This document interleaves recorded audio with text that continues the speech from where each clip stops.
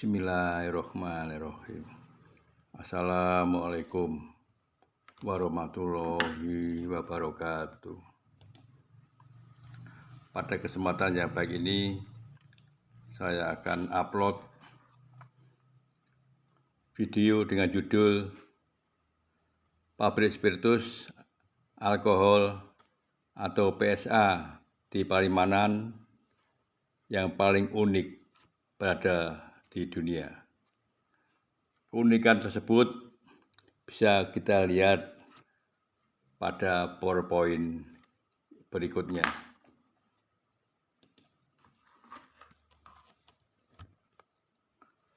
Ini adalah gedung PSA Palimanan yang didirikan pada tahun 1883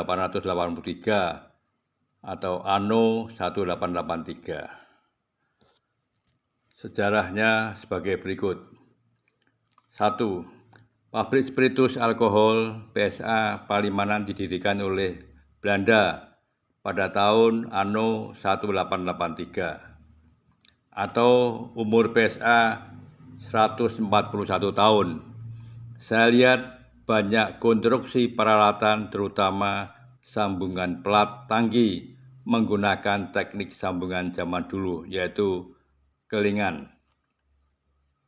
Kedua, kapasitas PSA 10.000 liter alkohol per hari, terdiri dari alkohol etanol 94% sampai 95% dan alkohol 65%. Ketiga, alkohol 65% diberi ramuan unik dan direndam di tangki yang dilapisi kayu khusus. Produk diberi nama arak 65%, diekspor ke negara Eropa yaitu Belanda. Produk arak 65% tiada duanya di dunia. Dan berikutnya, ini adalah suatu gambar untuk memberikan suatu perhatian terhadap pabrik spiritus alkohol atau disingkat PSA di Palimanan yang paling unik di dunia. Selanjutnya, kunjungan saya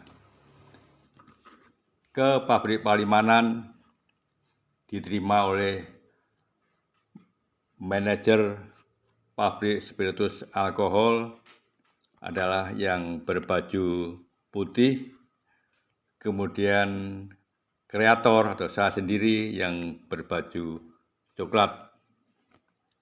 Di dalam pabrik mereka menjelaskan panjang lebar mulai dari proses fermentasi sampai proses distilasi. Kami akan memberikan durasi yang secukupnya karena harus dibagi-bagi dalam beberapa bagian sehingga durasinya tidak terlalu lama. Apa yang dijelaskan oleh Bapak Manajer PSA, kami sendiri tidak sulit untuk mencernanya atau untuk memahami, karena alhamdulillah saya sendiri pernah memproduksi perusahaan spiritus Surya Agung di Pasuruan selama 12 tahun. Pada PowerPoint yang berikutnya, pembiayaan bibit dan fermentasi. Pada pembiayaan bibit digunakan jenis ragi induk yang berkualitas, prima, dan telah teruji. Pola kerja dalam pembibitan di pabrik spiritus alkohol Palimanan bahwa sejak dimulai menggunakan ragi untuk pembiayaan ragi dikembangkan secara terus-menerus sampai sekarang. Artinya sampai kami berkunjung pada bulan Oktober itu. Tahap kedua, tahapan pembiayaan bibit sebagai berikut. Bahan baku utama adalah tetes tebu yang didatangkan dari PG Jati 7, PG Tersana Baru, PG Sindang Laut adalah masih wilayah kerja Raja Wali 2, Cirebon, Jawa Barat. Persen break asli dari tetes itu adalah 82%. Kemudian diencerkan dengan air bersih, awalnya sampai mencapai break 45%. Pengenceran dilakukan di suatu mixer yang berputar. Kemudian break diturunkan lagi sampai menjadi 16%. Larutan tetes tersebut dimasukkan ke dalam botol berkapasitas 200 liter. Didiamkan selama 24 jam sampai break akhir fermentasi mencapai 7%. Dari botol kapasitas 200 liter, kedua dimasukkan ke jotang. Jotang yang dimaksud adalah tangki, kemudian ditambah tetes break 16 dimasukkan ke dalam jotang tangki berkapasitas 3000 liter. Kemudian dilakukan suatu fermentasi, didiamkan selama 24 jam sampai break 7% atau break tidak turun lagi.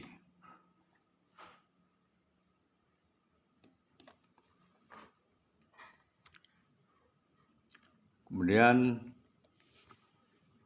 pada gisbak adalah tangki juga berkapasitas 12.000 liter, lebih besar daripada yang pertama. Dibuat larutan tetes break 16%, kemudian ditambahkan fermentasi 3.000 liter, didiamkan selama 24 jam sampai break mati, yaitu 7%. Gisbak atau tangki berkapasitas 18.000 liter, dibuat larutan tetes break 16%, kemudian ditambahkan fermentasi yang ketiga, kemudian didiamkan selama 12 jam sampai break mati, yaitu 7%. Artinya break terendah dan tidak turun lagi. Pengertian mengenai persen break adalah total solid per 100 gram larutan. Jadi dalam ini kami jelaskan yang mengandung break bukan hanya gula. Jadi katakanlah garam itu kalau dilarutkan, katakanlah garam sebanyak 10 gram, kemudian dilarutkan hingga 100 gram, maka breaknya akan 10%. Tapi garam tidak mengandung gula, sehingga tidak bisa difermentasi. Fermentasi. Fermentol final berkapasitas 80.000 liter.